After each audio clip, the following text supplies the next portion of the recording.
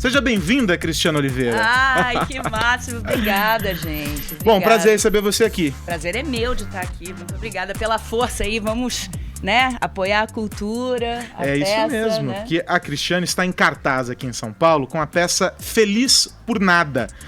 E desta vez na pele de Laura. E aí eu queria que você já começasse o nosso papo aqui contando quem é essa mulher que agora entra para esse grupo incrível de personagens. Então, a Laura, quando eu fui chamada para fazer essa peça, que é inclusive baseado no best-seller da Marta Medeiros, né, que é essa autora gaúcha que todo mundo conhece, e foi adaptado pela Regiana Antonini, que é uma super autora, que fez Divan, que fez Doidas e Santas também, da Marta.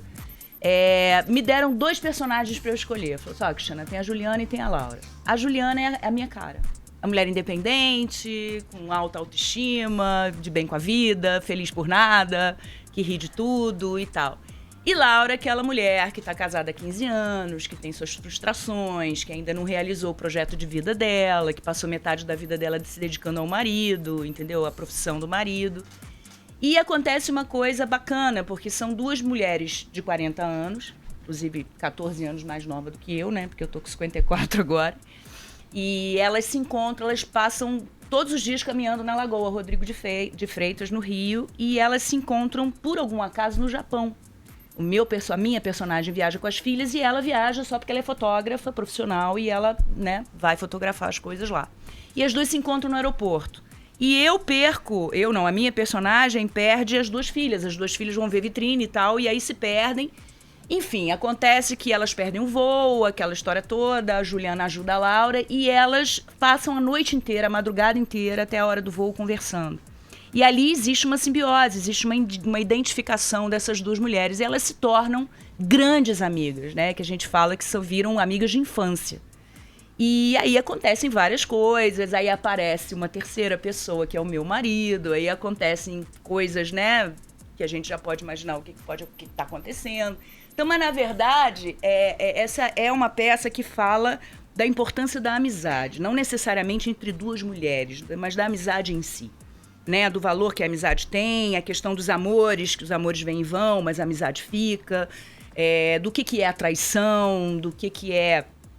Aí elas começam a se questionar muito, exatamente porque estão nessa idade da maturidade, já passaram muita coisa igual, né? Que todas as mulheres passam em algum momento.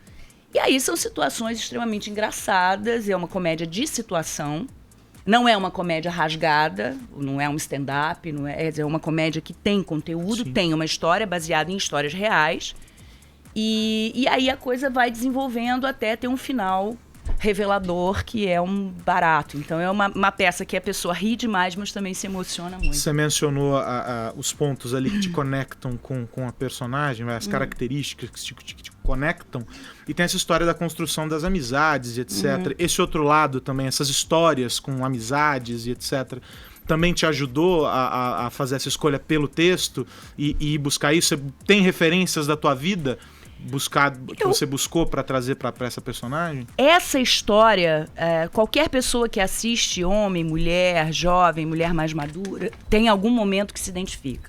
Porque ela é atemporal, é uma coisa extremamente realista, né? Então é claro que eu lendo, eu me identifiquei no momento em que eu lia. Na verdade, eu não procurei esse texto, ele veio até a mim. Sim. Eu sou amiga da Marta há muito tempo, da Marta Medeiros, inclusive fui uma das primeiras atrizes a ela chamar para ler o Divan, mas na época eu era muito jovem, tinha 35 anos e a personagem tinha 50. E nós tivemos uma amizade desde essa época. E quando veio para minha mão, através do nosso produtor executivo, que é o Rogério Fabiano, ele leu e falou, Cristiane, escolhe. Aí eu li, adorei. Não tinha lido o livro ainda, aí li o livro, gostei mais ainda. É real, tem gente que fala assim, é um texto de autoajuda, é um texto de... Não tem essa intenção, a gente não tem essa intenção de ganhar premiação, não é isso. É uma coisa simplesmente realista e que faz a pessoa, de repente, se identificar o tempo todo, toca ali do início. Toca de alguma forma. Então é uma coisa leve, não é nada pesado. É uma coisa que as pessoas realmente olham aquilo e já passaram por algum momento, com certeza, e que saem de lá leves. Só que saem de lá leves e fazendo o que eu acho que o entretenimento tem que fazer também. Que é você sair de lá e ter alguma coisinha que faz você ir para um barzinho, tomar um chopp e falar sobre aquilo. Então é uma coisa muito bacana. Nessa peça tem uma coisa que é muito pontual. O público participa demais. A gente recebeu uma crítica ontem de um grupo de teatro que eu achei muito bacana, que essa crítica dizia assim, o público canta junto com o elenco. Nós não temos cenário, nós temos só iluminação e um figurino. O texto é muito bom e nós temos uma energia no palco que sem essa energia a peça não funciona, ela vai ficar só verborrágica. Então a gente vê que a gente percebe que assim, a gente sai na parte de fora do teatro, a gente vê um grupinho de pessoas falando sobre a peça.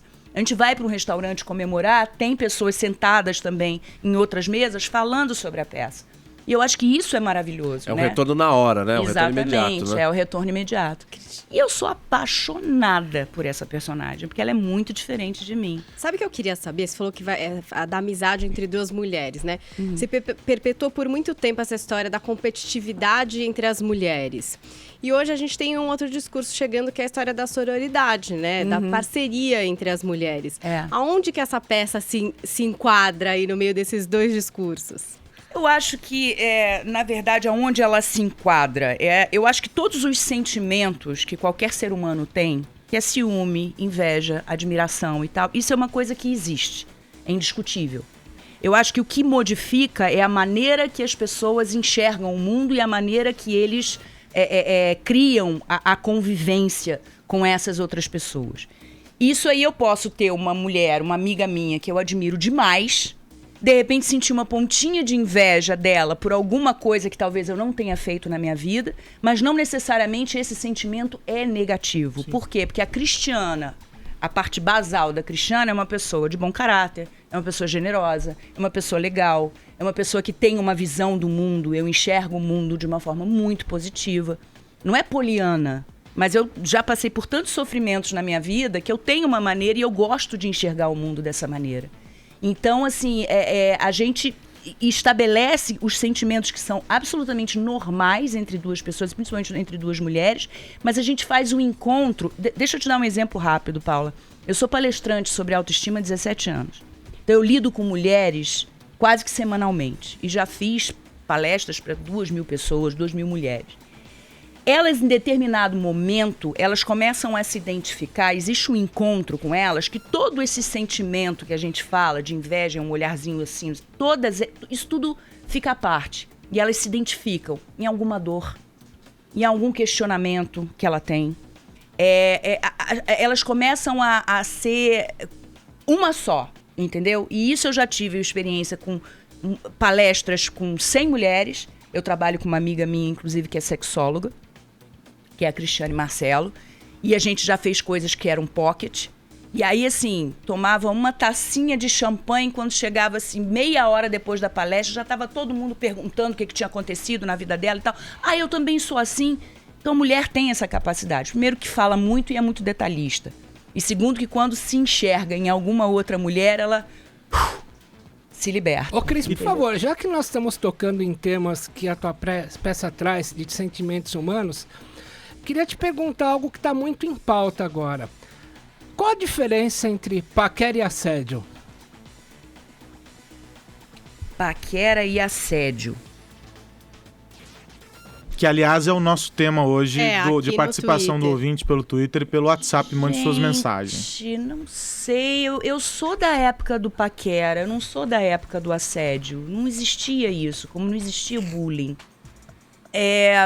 O assédio, mas existia pra cantada mim, que caía mal? Ou que você, sei lá...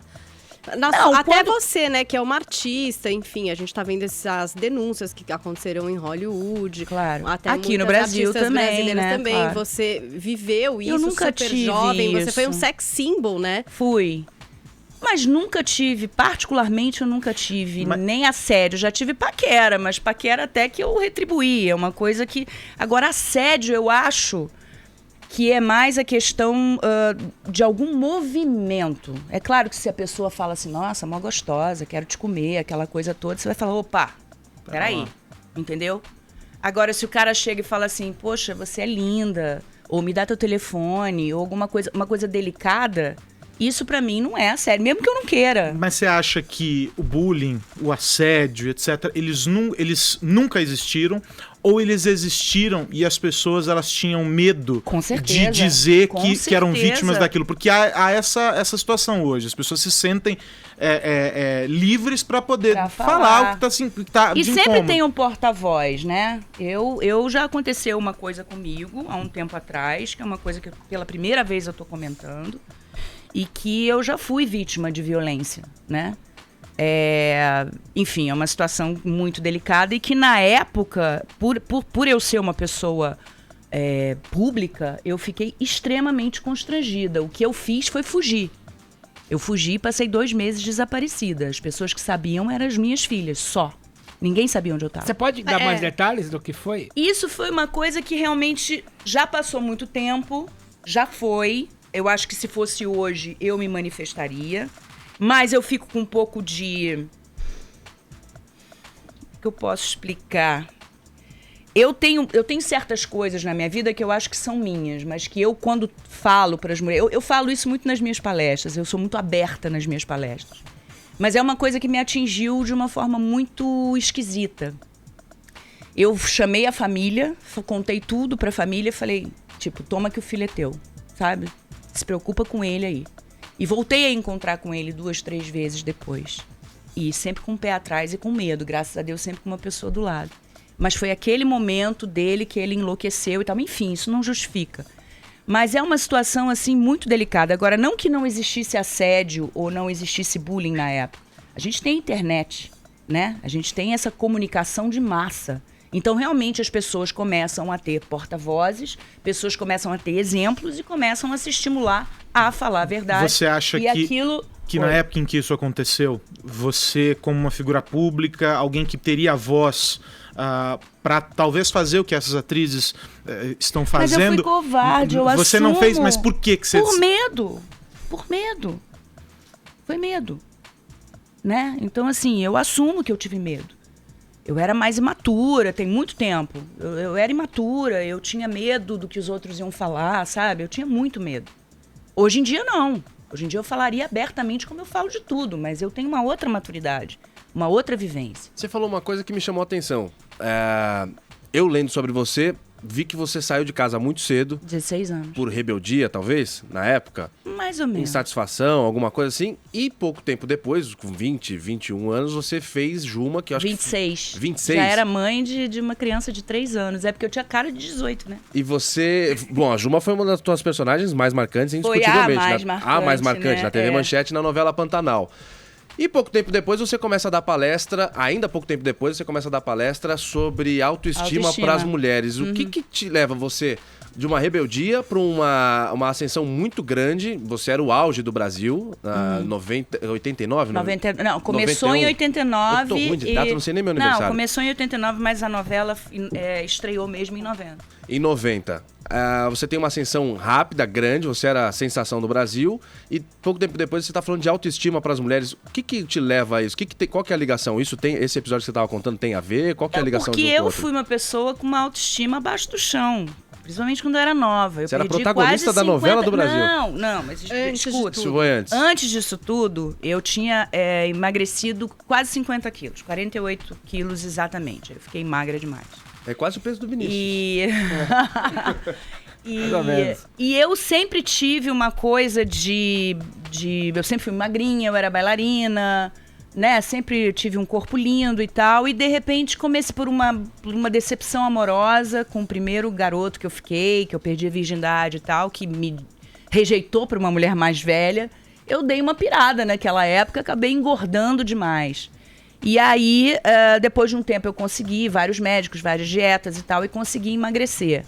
Então, na verdade, isso tudo começou porque as pessoas me perguntavam muito o que eu tinha feito, pelo que eu tinha passado, qual tinha sido os meus desafios durante esse período em que eu emagreci, que demorou bastante tempo para eu emagrecer, uns 3, 4 anos. E aí começava a perguntar, quando eu fiquei famosa, que eu comentei isso até de uma forma ingênua, inocente, eu comentei isso, eu era gorda e tal, eu tenho foto. Imagina, começando a carreira, eu não tinha a menor noção que esse tipo de coisa iria tomar uma proporção que tomou. E eu comecei a ver que a demanda era muito grande de saber o que tinha acontecido.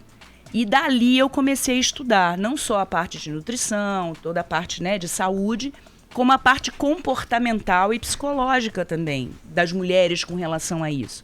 Com a questão da cobrança da magreza, eu fui modelo depois, eu fui rejeitada de uma certa forma porque eu sempre fui grandona, eu nunca tive esse tipo twig, nessa coisa magra europeia, nunca tive. Então eu já fui afastada de desfiles porque eu não tinha o corpo esguio, esbelto, como tinham as modelos da época.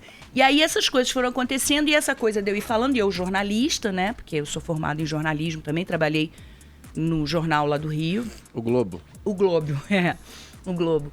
E fui cronista comportamental junto com o Arthur da Távola e tal, a gente dava uma alternada, era muito bacana, porque eu era novinha, né, tinha 24 anos e tal. Mas enfim, aí eu comecei a sentir esse questionamento todo das pessoas comigo, das mulheres comigo, e resolvi fazer isso de uma forma profissional. Começou de brincadeira. A Petrobras me chamou para dar um depoimento para funcionários sobre obesidade. E eu fui e dei esse depoimento.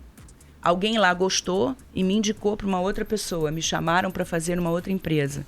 E aí a coisa foi indo, e hoje em dia eu faço. Para governo de estado, para municípios, para várias empresas, inclusive multinacionais também. Então... Cristiane, nesse assunto de peso, de padrão de beleza, né? Esses dias a gente mostrou aqui um desabafo da Samara Filippo, sei, né? Falando que o quanto que ela sofreu quando ela tinha que emagrecer para fazer os personagens e ficava naquele efeito sanfona, e que hoje ela se admite com o corpo que ela tem, ela até postou uma foto com uma pancinha, tomando uma cerveja, falando, me sinto feliz assim, eu quero ser assim.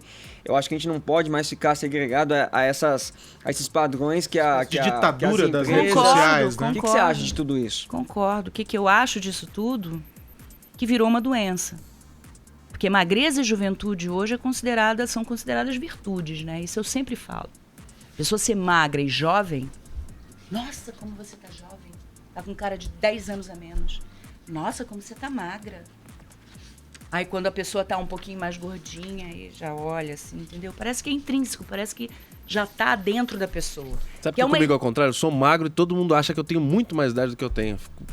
Não consigo entender. Isso é uma contradição, cara. Não tem nada a ver. É a visão das pessoas. Não. Você não acha, Renato? Ele tá rindo aqui. Não, eu acho que a cobrança é exacerbada. Eu acho que é aquela coisa, né?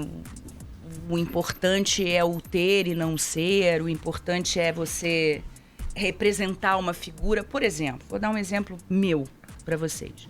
Eu com 35 anos, eu tinha quase 20 quilos a menos do que eu tenho hoje. Eu tinha um corpo perfeito, era viciada em como é que se diz, em ginástica. Fazia 4 horas de atividade física por dia. E comia, assim, sashimi de salmão à noite. Na hora do almoço era uma saladinha com uma proteína e tal. E eu era absurdamente neurótica com isso. Neurótica. E era a pessoa mais infeliz do mundo. Eu era infeliz. Porque eu não tinha serotonina, eu não tinha, né, o neurotransmissor que te deixa num equilíbrio. Eu não tinha, era tudo baixo. Eu vivia triste, vivia deprimida. E as pessoas olhavam pra mim e diziam, meu Deus do céu, como você tá linda. Eu nunca trabalhei tanto, nunca fiz tanto desfile da minha vida e na minha vida. E eu era infeliz, entendeu? Hoje eu tenho 20 quilos a mais e eu tô com uma amiga minha aqui, que inclusive é minha xará, que é Cristiana também.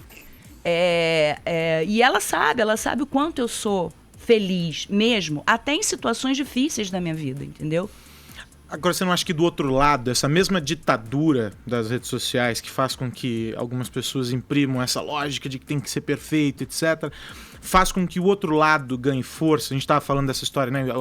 O termo, um dos termos em alta é o empoderamento. Faz com que aqueles que têm voz, que querem lutar contra essa corrente, qualquer corrente que seja, a gente estava falando do assédio até agora, etc., também tem a voz e consiga se afirmar, ou seja, você pode estabelecer uma conexão com as pessoas que te seguem e dizer, a Samara Filippo tomou essa posição. Tem um outro lado também em que é permitido fazer isso, e esse outro lado também tem voz hoje. Tem. Agora, eu vou te dizer, eu, por exemplo, você não falou num personagem que foi muito bacana, inclusive eu fui indicada a prêmio. Eu não conheço personagem que foi indicado a prêmio com participação de só 3 meses na novela, que foi a Araci, que eu engordei 25 quilos. É verdade. Era enorme, eu era um macho, entendeu? As pessoas me abordavam na rua, era um macho. Só faltava coçar o saco mesmo. E aí aí eu engordei muito. Menino, a felicidade minha de poder tomar chopp de noite, comer massa e que não sei o quê, era absurdo. É claro que os meus níveis todos, os meus exames, deram uma alterada, com certeza, porque eu comia mais gordura e tal. Mas você é das nossas, você gosta de sair, comer sem crise. Amo chopp, amo vinho, amo não. Mas, Cristiana, foi difícil pra você? Você falou, as pessoas ficam acostumadas, né? Você foi um sex symbol, que nem você falou, era viciada em salada. Aí, de repente, você engorda mais 25 quilos pra fazer uma personagem, apesar de estar comendo e tá uma delícia. Eu não sei se as pessoas começam a te tratar diferente. Mas aí eu posso te falar uma coisa, Paula? Sinceramente, eu nunca fui tão cantada na minha vida. Porque eu não era gorda de gordura só. Eu era de hipertrofia. Porque eu pegava muito peso. Eu lembro do Lázaro Ramos falando assim, deixa eu tocar na tua barriga. Aí ele tocou e falou, caramba, isso aqui é uma pedra. Meu braço enorme, a coxa era um negócio assim, imenso, entendeu? E eu andava de short, com salto alto, amarradona. Claro que era uma imagem que eu olhava no espelho e falava, tá meio exagerado. Olha o tamanho da pessoa. Que novela que era essa mesmo? Era Insensato Coração. Insensato Coração. Entendeu? Eu lembro de ver. Então, assim, às vezes eu não sei muito qual é a coisa do conceito. Eu acho que isso é muito mais midiático, entendeu? E social, mas em determinados meios, do que na grande maioria. Porque se você visita o Brasil, se você vai ao interior do Brasil, entendeu? E não nas grandes capitais, você percebe que a realidade corporal não é a realidade que se impõe através da mídia, entendeu? É claro que no meu meio, eu fiz uma novela agora que eu tava 9 quilos a mais, que foi a Mara, e recebi uma chamada, entendeu? Dizendo, não, porque ela tava muito gorda e tal. Falei, pô, por que não pediu pra eu emagrecer? Porque pra mim é fácil, tanto emagrecer como engordar. Engordar eu já não quero mais, porque eu já tô ficando velha, já não dá mais pra ficar nessa coisa, entendeu? Mas assim, pede pra emagrecer, ok. Mas não, fizeram uma crítica assim, não, porque ela engordou muito. Que eu acho uma besteira. Porque eu quero fazer aquele negócio, já fui musa, pelo gente. Personagem, não sou você... mais, eu sou atriz. O meu trabalho, eu acabei de fazer um filme que eu fiz uma mulher de 60 anos. Deixei todos os meus cabelos brancos crescerem, entendeu? Eu tava bem gordinha, deixei, porque ela era uma mãe, viúva, costureira, ficava em casa, sedentária.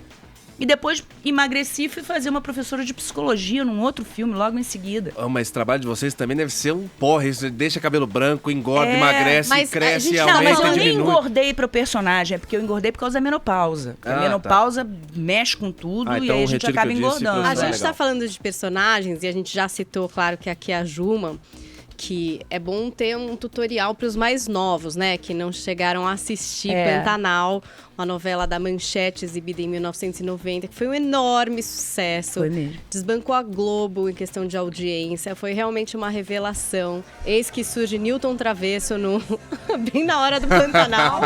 Foi combinado isso? Olha lá. E abram as portas Olha da lá. esperança! Vamos aplaudir. Newton Travesso. Newton Travesso, mestre Newton Travesso, entra aqui no estúdio. Eu acho que é Olha bom lá, o Newton que tá aqui. bonito, que legal, que legal. Baita encontro. Padrinho. Seu Newton tá vermelho, olha lá. Aqui, seu Newton. Então fica aí, porque eu queria agora um momento especial. Tô chegando uma boa hora, senhor Newton, que a gente ia perguntar pro senhor o Muita seguinte. emoção. Vem cá. Que saudade de você. Newton Travesso vai dirigir Cristiano Oliveira num grande momento do rádio agora. Eu gostaria de relembrar Juma, a gente tem uma trilha sonora especial, estilo Pantanal. Queria que Cristiana desse uma fala de Juma pra gente, aquele olhar de Juma. Ao vivo? O Newton tá aqui, ele pode ajudar. Ó, e a gente ainda trouxe o Newton porque ele pode te ajudar, Cristiano. Vai. Vamos lá. Hoje, Ventino, quero voltar pra minha casa.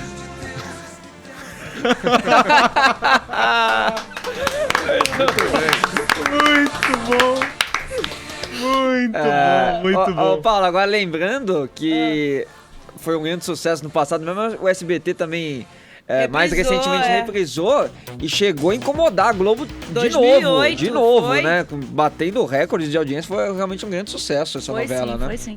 É minha persona, né? Dá tempo de mais uma, Aros, ou não? Eu Ele vou não responder porque dá. eu tenho que fazer uma parada, ela volta, né, Arcon? Ela volta com a gente, mas eu tenho que fazer uma parada por causa da rede, Cristiano. Você fica com a gente mais um pouquinho? Claro, quanto tempo vocês quiserem. Então vamos lá, Cristiano Oliveira aqui no Morning Show. A gente faz uma parada bem rápida, eu prometo. O Morning volta já já. 11 em ponto, horário de Brasília. De volta aqui com o Morning Show pela Jovem Pan. Estamos recebendo a Cristiano Oliveira, ela que está em cartaz em São Paulo com Feliz por Nada. Daqui a pouquinho eu dou o serviço do espetáculo. Mas a gente queria... Você sabe que tá uma onda de fake news e etc. Eu queria perguntar para você o seguinte. Você já leu o seu verbete na Wikipédia? Já teve essa oportunidade? Não. A pessoa, quando é famosa de verdade, ela não Ela tem essa ignora preocupação. Eu já essas botei coisas. várias vezes Caio Rocha, E não não veio tem nada. O Google Não tem sugere, nada. tem certeza que ele existe? Mas a pergunta é a seguinte... Mas nós vamos resolver essa questão. Vamos confrontar, fazer uma checagem de fatos. Ok. Eu queria que a Marília... Separamos trechos. Oi, querido. Separamos Mas alguns você veio, trechos. Sempre aqui, né? Vocês me chamam, eu venho. Nós separamos alguns trechos da Adorava a Juma, Wikipedia. querida. Maravilhosa. E eu quero que você leia e ela vai explicar pra gente se é verdade ou Certo. se é mentira. Por favor. Primeiro, então, com a gestação, todo o problema de peso voltou e ela engordou mais de 150 quilos e ficou desesperada. Após o nascimento da filha, se tratou rigorosamente e perdeu mais de 60 quilos. E aí? Não, mentira. É mentira? Não, eu engordei Você comeu? 38 quilos na Pode, vai engordar gravidez. 150? Não, 38 quilos e depois da gravidez eu emagreci quase... Foi 48. Ó, isso tá lá, tá? Tá Tá lá? lá no texto. Vamos Vamos lá, tem corrigir, mais né, um Eros? trecho. Mais um. Enfrentando a depressão na adolescência, abandonou os estudos e fugiu da casa dos pais para morar com sua melhor amiga, que havia se mudado há poucos meses para São Paulo, onde passou a trabalhar como caixa de supermercado. Ficou um mês desaparecida e só depois desse tempo comunicou aos pais que estava bem e trabalhando. É, isso é verdade. Essa você A única coisa é que eu não morei na casa de amiga, não. Eu aluguei um quarto na casa de um autor de peça infantil. Tá sabendo legal quem escreveu, né? Pesquisou bem. É fake Mas o resto é news. verdade. É fake news. É Fake news, é o isso. resto, Fake então. O news. resto é fake news. Mas tem muito disso, né? A gente tá falando dessa ditadura das redes e tem essa história que vai aumentando. Aqui pulou pra mais de 150 quilos e por aí vai. Não. Você já Não, é desistiu de porque lutar eu contra essas coisas, não? Eu pesei 105. Foi o meu maior peso. Foi 105 quilos, entendeu? Mas não. Confundiram com 150, misturaram com a gravidez e deu nisso. O mínimo que pode ser feito como defesa aqui é dizer que foi um erro de digitação. Mas, pode mas ser. não, porque tá tudo Pode errado. ser, tá tudo errado. Acabou? Bom, Acabou, Vini? tem mais trecho aí, Vini? Não, você quer que eu leia outro Vamos também? lá, Vamos vai, lá vamos então. lá. Para ajudar em casa, começou a trabalhar ainda na infância, com 10 anos de idade, numa floricultura próximo de sua residência. Não, é verdade que eu comecei a trabalhar numa floricultura com essa idade, mas não pra ajudar em casa. Pra mim, pra eu ter meu dinheirinho pra comer meu cheeseburger, minha bala, minhas coisas assim. Tá E certo. lê o último. Essa aqui é a melhor. Essa é boa. Aos 13 anos, em 1976, tornou-se viciada em cigarro, só conseguindo se livrar da dependência em 1998 com a ajuda de Victor Fazano, Verdade. seu amigo de É verdade? profissão. Verdade. O cara trata como drogada, né? Tornou-se Viciada. viciada em cigarro. Nossa! Precisou da ajuda do Da amigo ajuda. pra Qual se foi a livrar da ajuda do dependência. Vitor Não, não Fazano? foi Como é que nada. foi essa Sabe como é história? que foi Vai. essa história? Foi assim, eu realmente, né, sou da época que era legal fumar, né? Da década de 70 todo mundo fumava. E aí fiquei realmente viciada. Quando eu fui fazer a novela com ele, foi minha primeira novela da Globo, eu não o conhecia. A gente foi fazer uma cena lá em Maringá, no Paraná, uma cena até muito bonita. E aí tinha um negócio de uma cena de um beijo. Aí ele chegou pra mim e falou assim, Cricá, numa boa, gostei muito de você, mas não tô afim de beijar cinzeiro, não. Você vai parar de fumar. O porque Vitor senão eu não Fazano? vou- O Vitor Fazano. Ah, que cavalheiro, Falou né? assim, não vai... Não, ele é assim, mas numa boa. Falou de boa, assim, pra mim. Não foi uma coisa mal educada. Falou, pô, não tô Falou afim de beber... educadamente, olha, por gentileza, tira esse bafo de cinzeiro da minha É, cara. quase isso. Aí eu cheguei e falei assim, Educado. é mesmo? Aí eu falei, pô, gente, tem uma novela inteira pela frente. Aí naquele dia, exatamente, eu parei de fumar. Cristiana, quero agradecer você por ter Ah, vindo aqui. que O papo pena, foi ótimo, gente. foi uma delícia. E eu vou deixar o convite para você que nos acompanha para assistir Feliz por Nada, que está em cartaz no Teatro Gazeta, que fica aqui pertinho da Jovem Pan, Pertinho. Paulista 900. até o dia 25 de fevereiro. Vamos lá, sexta-feira às 21 horas, sábado às 22 e no domingo às 18. Então, lá no Teatro Gazeta, Paulista 900, até o dia 25 de fevereiro. Feliz por nada com a Cristiana Oliveira, que esteve aqui com a gente nessa manhã. Papo muito bom, obrigado mesmo. Podem me chamar sempre, Tá viu? convidadíssima. Obrigado. Amanhã abre a lojinha 10 da manhã, a gente tá aqui já, pode vir aí, das 10 às 11h30. Surpresa, beijo, gente, muito obrigada. Obrigado. E aqui na hashtag Cantada versus Assédio, que já está entre os assuntos mais comentados do Brasil, Boa. a gente vai dar um par de ingressos para a peça da Cristiana. Sucesso, hein? Sucesso! Olha lá, hein? Boa. Bora. Bom, já que você falou da hashtag, Paulinha, como é que tá Como é que tá a nossa tem performance? as definições que a gente precisa aí, que a gente Pois pediu. é, o pessoal tá tentando explicar o que é cantada e o que é assédio nessa hashtag que tá entre os assuntos mais comentados do Brasil. Então tem, por exemplo, aqui a Cris Angelotto. Ela diz o seguinte: cantada, gentileza, cuidado, não deixa o outro em situação de constrangimento. Sutileza e no desinteresse do outro, recuo. Assédio, insistir, tocar sem consentimento, abuso psicoemocional, físico de alguém ou condicionar carícias, sexo estando em poder. Essa foi a descrição dela. Eu achei legal aqui, ó, do Fábio Arantes. Hashtag cantada versus assédio. A sua cantada pode ser recebida como assédio. Converse com as mulheres antes de exprimir sua opinião. Elas têm protagonismo nessa discussão. Queria saber mais das mulheres, até porque também estou aprendendo mais sobre o assunto. E assim vai, você pode participar, tá valendo ingresso para a peça da Cristiana Oliveira e também um kit do Morning Show aqui na hashtag Cantada versus Assédio. E pelo WhatsApp, perguntamos qual é a fronteira que separa a cantada do assédio. Pazinha, aqui que o povo tá respondendo por aí. Vamos ouvir. Bom dia, eu sou a Ana de Garça. Para mim, o que separa uma coisa de outra é que você passa a se sentir ameaçada. Uma cantada te faz se sentir assim alegre, feliz, feminina, e o assédio você não vê como uma cantada, você vê como uma ameaça. Bom dia, eu amo vocês. Paulinha, você estava maravilhosa ontem no Roda Viva. Ah, que fofo. Adorei a presença. O dela até brilhou agora. Você gostou, Augusto? Divertidíssimo. Obrigada. Me convide mais vezes. A Cristiana tá aqui ouvindo as mensagens. Você queria falar alguma coisa? Não, é que é exatamente isso que ela falou, pelo que eu escutei aí. A cantada é um approach delicado. É isso, a tua descrição, né? Exatamente. Vamos ouvir mais então, Cristiano. Bom dia, pessoal do Morning. Juliano de Ribeirão Preto. Bom, gente, cantada exalta a beleza, é um flerte, é uma paquerinha. Agora, quando vira assédio tem um palavrão, é uma coisa mais persistente, é tocar. Em cantadas não se toca a pessoa tem o seu espaço. Já no assédio existe esse toque. Existe essa invasão de privacidade, essa invasão do meio onde a pessoa está. Bom, pra mim essa é a diferença. Abraço a todos e um bom dia. Tem mais? Vamos ouvir. Bom dia, pessoal do Morning. Aqui quem fala é Leonardo de São José dos Campos. Para mim, o que separa a barreira entre assédio e a paquera é uma palavrinha básica: não. A partir do momento que qualquer pessoa ultrapassa esse não pré-estabelecido, já se torna um assédio. É isso, bom trabalho. Bom dia, meu nome é Wallace e eu sou de Itapevi. A diferença entre uma cantada e assédio é a insistência.